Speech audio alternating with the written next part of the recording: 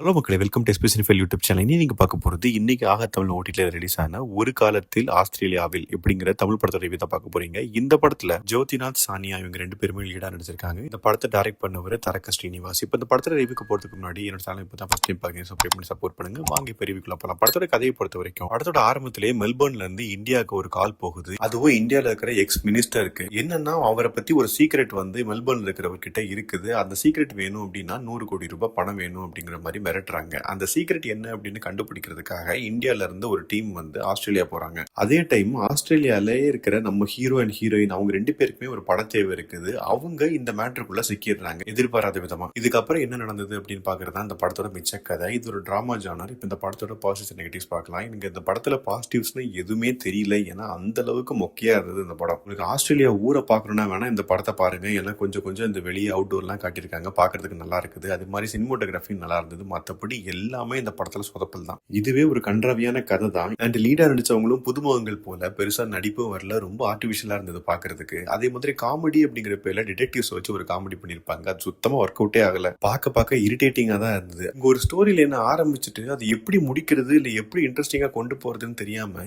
இஷ்டத்துக்கு என்னமோ எடுத்து வச்சிருப்பாங்க. நமக்கே ஒரு பாயிண்ட்டுக்கு மேல ரொம்ப கன்ஃபியூஸ் ஆயிடும். இப்போ எதுக்கடா நீங்க அங்க இருந்து இங்க வந்தீங்க அப்படிங்கிற மாதிரி. அதே மாதிரி கேரக்டரைசேஷன் பாத்தீங்கன்னா ரொம்ப கன்றாவியா இருந்தது. யாரு நல்லவன் யாரு கெட்டவன் அப்படிங்கறது வந்து நம்ம படத்தோட கதையை பார்க்கும்போதும் புரிய மாட்டேங்குது, படத்தை பார்க்கும்போதும் புரிய மாட்டேங்குது. இஷ்டத்துக்கு என்னமோ கிளம்ஸியா ஏதோ எடுத்து வச்சிருக்காங்க. பாக்குறதுக்கு ஒன்னும் விளங்கல. மொத்தத்துல இந்த படத்தை பத்தி சொல்லணும் அப்படின்னா இந்த படத்துல பாக்குறதுக்கு எதுவுமே இல்ல. சோ பாக்காதீங்க. தப்பி தவறி இந்த படத்தை நீங்க பாத்துட்டீங்கன்னா உங்க ஒப்பீனியன் என்ன அப்படிங்கறத கமெண்ட் செக்ஷன்ல சொல்லுங்க. அடுத்த ரிவ்யூல சந்திக்கிறேன். Bye, take care.